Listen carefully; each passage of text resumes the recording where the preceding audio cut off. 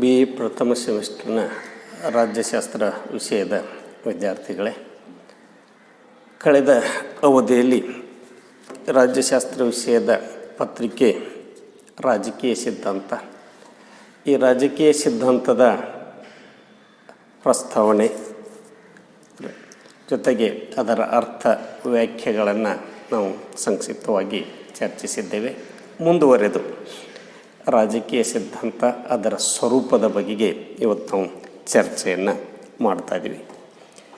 ರಾಜಕೀಯ ಸಿದ್ಧಾಂತ ಎನ್ನುವುದು ಒಬ್ಬ ರಾಜನೀತಿಯ ವೈಚಾರಿಕನ ರಾಜ್ಯ, ಸರಕಾರ, ಅಧಿಕಾರ ಇವುಗಳ ಮೇಲಿನ ಅಭಿಪ್ರಾಯ ಆಗಿರ್ತಾ ಇದೆ ಅಂತ ಹೇಳ್ಬೋದು. ಅವರ ಕೆಲವೊಂದು ವಿವರಣೆಗಳು ಪೂರ್ವ ಸಿದ್ಧಾಂತಗಳನ್ನು ಆಧಾರವಾಗಿಟ್ಟುಕೊಂಡು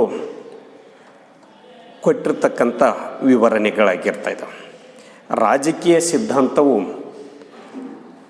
ರಾಜಕೀಯದ ವಾಸ್ತವತೆಯನ್ನು ಬರಹಗಾರನು ಅರ್ಥ ಮಾಡಿಕೊಂಡಿರ್ತಕ್ಕಂಥ ಒಂದು ಆದರ್ಶ ವಿವರಣೆಯಾಗಿದೆ ಅಂತ ಹೇಳ್ಬೋದು.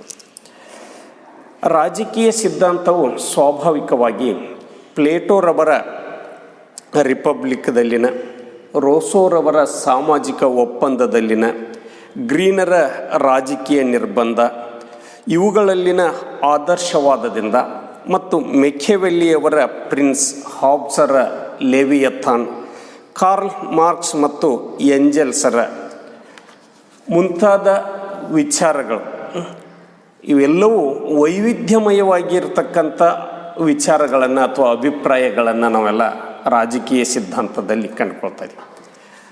ಕೇವಲ ರಾಜಕೀಯ ಸಿದ್ಧಾಂತ ಅಷ್ಟೇ ಅಲ್ಲ, ಎಲ್ಲ ವಿಷಯಗಳಿಗೆ ಸಂಬಂಧಿಸಿದಂತೆ ಇರತಕ್ಕಂಥ ಸಿದ್ಧಾಂತಗಳಲ್ಲಿ ನಾವು ವೈವಿಧ್ಯತೆಯನ್ನು ನಾವು ಕಂಡುಕೊಳ್ತಾ ಇದ್ದೀವಿ. ವೈವಿಧ್ಯತೆ, ಅದಕ್ಕೆ ನಾವು ಉದಾಹರಣೆಯನ್ನು ನಾವು ಕೊಡ್ಬೋದು.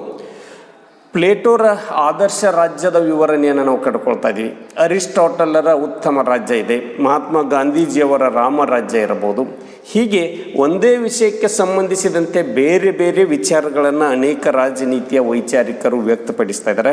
ಹೀಗಾಗಿ ಅನೇಕ ವೈವಿಧ್ಯಮಯವಾಗಿರ್ತಕ್ಕಂಥ ಚಿಂತನೆಗಳನ್ನು ಅಥವಾ ಆದರ್ಶಗಳನ್ನು ನಾವು ಕಂಡುಕೊಳ್ತಾ ಇದ್ದೀವಿ ಅಂತ ಹೇಳ್ಬೋದು.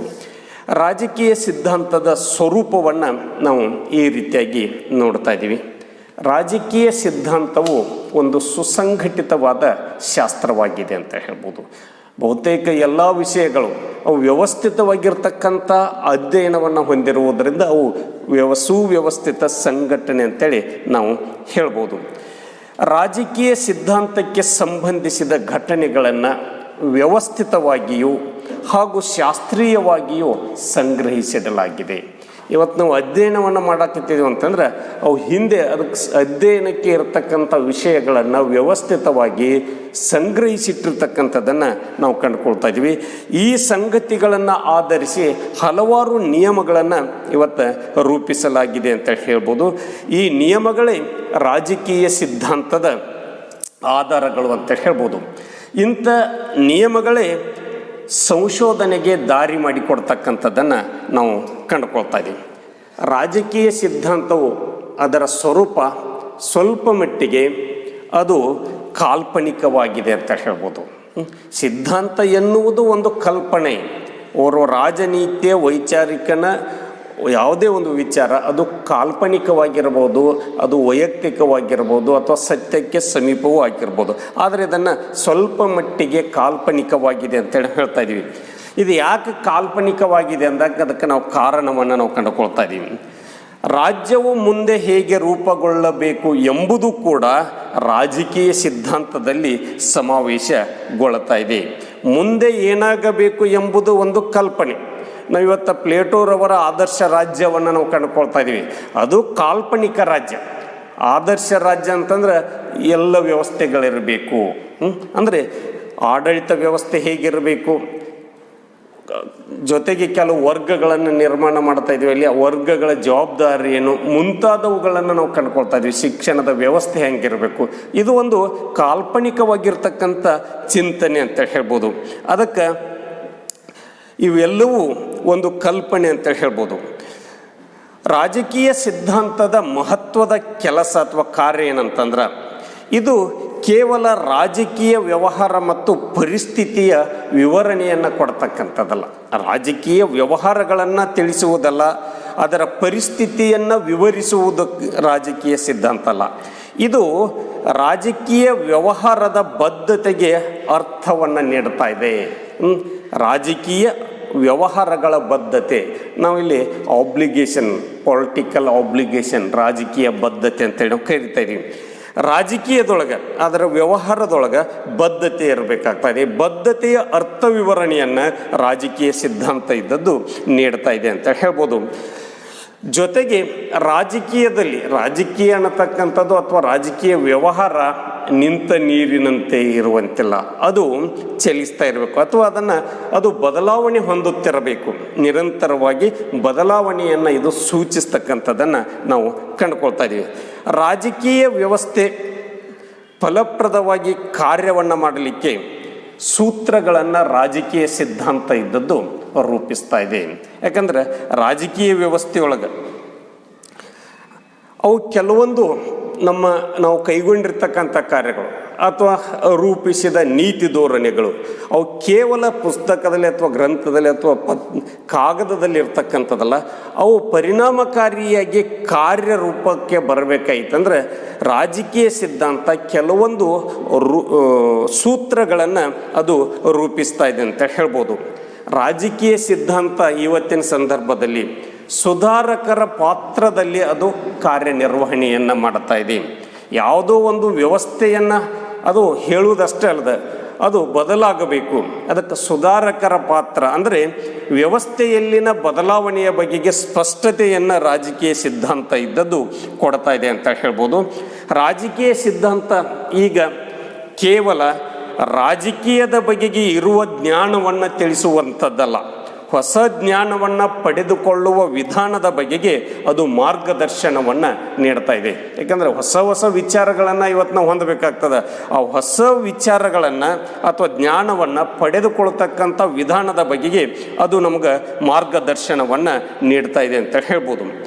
ರಾಜಕೀಯ ಸಿದ್ಧಾಂತವು ತತ್ವಜ್ಞಾನಿಗಳ ಅಥವಾ ವೈಚಾರಿಕರ ಸಿದ್ಧಾಂತಗಳನ್ನು ಇದು ಅಧ್ಯಯನ ಮಾಡ್ತಾ ಇದೆ.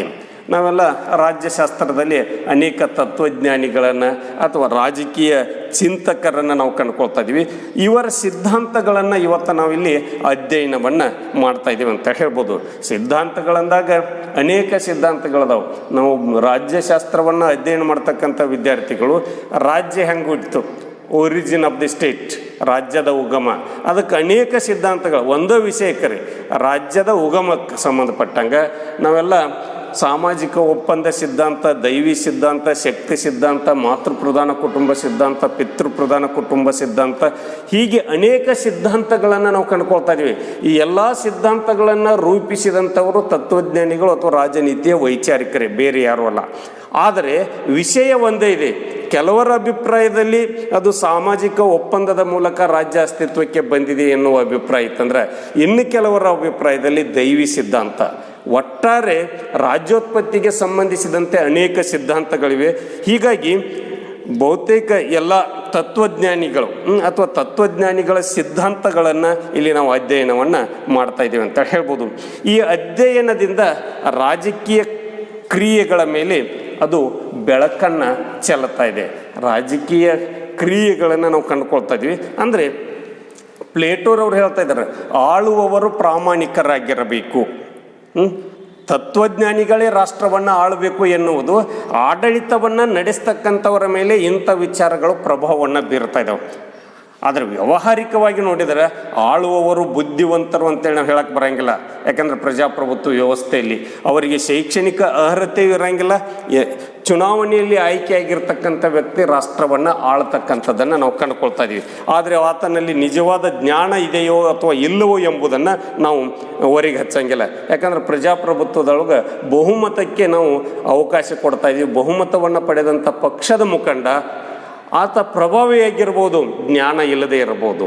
ಜ್ಞಾನ ಇದ್ದರೂ ಕೆಲವು ಸಂದರ್ಭದಲ್ಲಿ ಏನಾಗ್ತದೆ, ಜನರ ಮೇಲೆ, ಬೇರೆ ರಾಷ್ಟ್ರದ ಮೇಲೆ ಪ್ರಭಾವ ಬೀರ್ತಕ್ಕಂಥ ಸಾಮರ್ಥ್ಯ ಅವನಲ್ಲಿ ಇರೋದಿಲ್ಲ ಅಂತ ಹೇಳ್ಬೋದು. ಒಟ್ಟಿಗೆ ಇದು ಹೊಸ ಜ್ಞಾನವನ್ನು ಪಡೆದುಕೊಳ್ತಕ್ಕಂಥ ವಿಧಾನದ ಬಗೆಗೆ ಮಾರ್ಗದರ್ಶನವನ್ನು ನೀಡ್ತಾ ಇದೆ. ರಾಜಕೀಯ ಸಿದ್ಧಾಂತ ನೈತಿಕ ಪ್ರಶ್ನೆಯನ್ನು ಒಳಗೊಂಡಿದೆ ಅಂತ ಹೇಳ್ಬೋದು.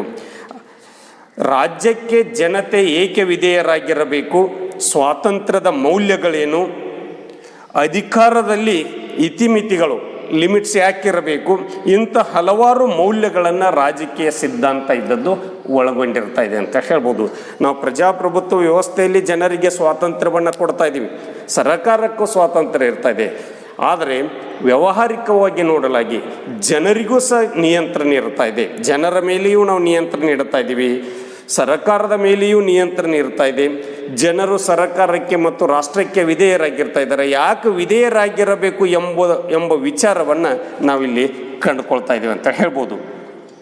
ಇತ್ತೀಚಿನ ರಾಜಕೀಯ ಸಿದ್ಧಾಂತದ ಒಂದು ಪ್ರಮುಖ ಲಕ್ಷಣ ಏನಂತಂದ್ರೆ ಅದು ಹೆಚ್ಚು ವಾಸ್ತವಿಕ ಮತ್ತು ವ್ಯಾವಹಾರಿಕವಾಗಿದೆ ಅಂತ ಹೇಳ್ಬೋದು. ನಾವು ಪ್ರಾರಂಭದಲ್ಲಿ ಅರ್ಥ ಹೇಳುವಾಗ ಹೇಳಿದ್ವಿ, ಇದು ಒಂದು ಕಲ್ಪನೆಯಾಗಿದೆ, ಊಹೆ ಅಥವಾ ಕಲ್ಪನೆ ಎನ್ನುವ ಅರ್ಥದಲ್ಲಿ ಇದನ್ನು ನಾವು ಬಳಕೆ ಮಾಡ್ತಾ ಇದ್ದೀವಿ. ಆಗಲೇ ಸ್ವರೂಪ ಹೇಳ್ತಕ್ಕಂಥ ಸಂದರ್ಭದಲ್ಲಿ ಹೇಳಿದ್ವಿ, ಇದು ಸ್ವಲ್ಪ ಮಟ್ಟಿಗೆ ಕಾಲ್ಪನಿಕವಾಗಿದೆ ಅನ್ನತಕ್ಕಂಥ ವಿಚಾರವನ್ನು ಹೇಳಿದ್ವಿ. ಆದರೆ ಈಗಿನ ಸಂದರ್ಭದಲ್ಲಿ ಆಧುನಿಕ ರಾಜಕೀಯ ಸಿದ್ಧಾಂತದ ಪ್ರಮುಖ ಲಕ್ಷಣ ಏನಂತಂದರೆ ಇದು ಹೆಚ್ಚು ವಾಸ್ತವಿಕವಾಗಿದೆ, ಜೊತೆಗೆ ವ್ಯಾವಹಾರಿಕವಾಗಿದೆ ಅಂತ ಹೇಳ್ಬೋದು. ಇದರ ಮುಖ್ಯ ಉದ್ದೇಶ ಅಂತಂದ್ರೆ ರಾಜಕೀಯದ ಘಟನೆಗಳನ್ನು ತಿಳಿಯುವುದು ಹಾಗೂ ಆ ಘಟನೆಗಳಿಗೆ ಸಂಬಂಧಿಸಿದಂತೆ ಏನಾದರೂ ಅಹಿತಕರ ಘಟನೆಗಳೇ ಆಗಲಿ ಅಥವಾ ರಾಷ್ಟ್ರದ ಹಿತದೃಷ್ಟಿಯಿಂದ ಏನಾದರೂ ನಾವು ಕ್ರಮ ತೆಗೆದುಕೊಳ್ಬೇಕಾಯ್ತಂದ್ರೆ ಅದಕ್ಕೆ ಒಳ್ಳೆಯ ಪರಿಹಾರ ಮಾರ್ಗಗಳನ್ನು ಸೂಚಿಸಲಿಕ್ಕೆ ರಾಜಕೀಯ ಸಿದ್ಧಾಂತ ಸಹಾಯಕಾರಿಯಾಗಿದೆ ಅಂತೇಳಿ ಹೇಳ್ಬೋದು. ರಾಜಕೀಯ ಅಭಿವೃದ್ಧಿ ಮತ್ತು ಅಭಿವೃದ್ಧಿಶೀಲ ರಾಜ್ಯಗಳ ರಾಜಕೀಯ ಎಂಬ ಹೊಸ ವಿಷಯಗಳನ್ನು ರಾಜಕೀಯ ಸಿದ್ಧಾಂತ ಇದ್ದದ್ದು ಒಳಗೊಂಡಿದೆ ಅಂತ ಹೇಳ್ಬೋದು. ಇವತ್ತು ರಾಜ್ಯಶಾಸ್ತ್ರದಲ್ಲಿನ ಒಂದು ಭಾಗ ರಾಜಕೀಯ ಸಿದ್ಧಾಂತ. ಆದರೆ ರಾಜಕೀಯ ಸಿದ್ಧಾಂತ ಇಲ್ಲದೆ ರಾಜ್ಯಶಾಸ್ತ್ರ ತನ್ನ ಅಸ್ತಿತ್ವವನ್ನು ಉಳಿಸಿಕೊಳ್ಳಲಿಕ್ಕೆ ಸಾಧ್ಯ ಇಲ್ಲ. ಇವತ್ತು ನಾವು ರಾಜ್ಯಶಾಸ್ತ್ರವನ್ನು ಅಧ್ಯಯನ ಮಾಡ್ತಕ್ಕಂಥ ವಿದ್ಯಾರ್ಥಿಗಳು ನಾವೆಲ್ಲ ಏನು ತಿಳ್ಕೊಂಡಿದ್ದೀವಪ್ಪ ಅಂತಂದರೆ ರಾಜ್ಯಶಾಸ್ತ್ರ ಅಂತಂದ್ರೆ ಕೇಂದ್ರ ಸರ್ಕಾರನೋ ಅಥವಾ ರಾಜ್ಯ ಸರ್ಕಾರವನ್ನು ಅಧ್ಯಯನ ಮಾಡ್ತಕ್ಕಂಥದ್ದು ಅಥವಾ ರಾಜ್ಯದ ಉಗಮನೋ ಜೊತೆಗೆ ಸಾರ್ವಭೌಮತ್ವ ಇಂಥವುಗಳನ್ನು ಮಾತ್ರ ಅಧ್ಯಯನ ಮಾಡ್ತಕ್ಕಂಥದ್ದು ಅನ್ನತಕ್ಕಂಥ ಅಭಿಪ್ರಾಯ ನಮ್ಮಲ್ಲಿ ಸಂಕುಚಿತವಾಗಿದೆ. ಆದರೆ ರಾಜ್ಯಶಾಸ್ತ್ರದ ಅಧ್ಯಯನದ ವ್ಯಾಪ್ತಿ ದಿನದಿಂದ ದಿನಕ್ಕೆ ಹೆಚ್ಚಿಗೆ ಆಗ್ತಾ ಇದೆ. ಕೇವಲ ರಾಜ್ಯಶಾಸ್ತ್ರ ಅಷ್ಟೇ ಅಲ್ಲ, ಬಹುತೇಕ ಎಲ್ಲ ವಿಷಯಗಳನ್ನು ನೋಡ್ರಿ ಅದು ತನ್ನ ವ್ಯಾಪ್ತಿಯನ್ನು ಇವತ್ತು ವಿಸ್ತರಿಸಿಕೊಳ್ತಾ ಇದೆ. ಒಂದೇ ವಿಷಯವನ್ನು ಒಂದು ವಿಷಯ ಅನ್ನೋದ್ರ ಬದಲು ಒಂದು ವಿಚಾರವನ್ನು ಅನೇಕ ವಿಷಯಗಳಲ್ಲಿ ನಾವು ಕಂಡುಕೊಳ್ತಾ ಇದ್ದೀವಿ. ಉದಾಹರಣೆಗಾಗಿ ಇವತ್ತು ಜಾಗತೀಕರಣ ರಾಜ್ಯಶಾಸ್ತ್ರದಲ್ಲಿ ಅಧ್ಯಯನ ಮಾಡ್ತಾ ಇದ್ದೀವಿ, ಅರ್ಥಶಾಸ್ತ್ರದಲ್ಲಿದೆ, ಸಮಾಜಶಾಸ್ತ್ರದಲ್ಲಿದೆ, ವಾಣಿಜ್ಯ ಶಾಸ್ತ್ರದಲ್ಲಿ ಅಧ್ಯಯನ ಮಾಡ್ತಾ ಇದ್ದೀವಿ. ಹೀಗೆ ಬೇರೆ ಬೇರೆ ವಿಷಯಗಳಲ್ಲಿ ಇವತ್ತು ನಾವು ಅಧ್ಯಯನ ಮಾಡ್ತಾ ಇದ್ದೀವಿ. ಹೀಗಾಗಿ ನಾವು ರಾಜಕೀಯ ದೃಷ್ಟಿಕೋನದಿಂದ ಜಾಗತೀಕರಣವನ್ನು ನೋಡ್ತಾ ಇದ್ದೀವಿ, ಆರ್ಥಿಕ ದೃಷ್ಟಿಕೋನದಿಂದ ಅರ್ಥಶಾಸ್ತ್ರಜ್ಞರು ಅಧ್ಯಯನ ಮಾಡ್ತಾ ಇದ್ದಾರೆ. ಹೀಗಾಗಿ ಎಲ್ಲ ಕೆಲವೊಂದು ವಿಷಯಗಳನ್ನು ಅಂಶಗಳನ್ನು ಎಲ್ಲ ವಿಷಯಗಳಲ್ಲಿ ಅಧ್ಯಯನ ಮಾಡ್ತಕ್ಕಂಥದ್ದನ್ನು ನಾವು ಕಂಡುಕೊಳ್ತಾ ಇದ್ದೀವಿ. ಸತ್ಯ ಓಕೆ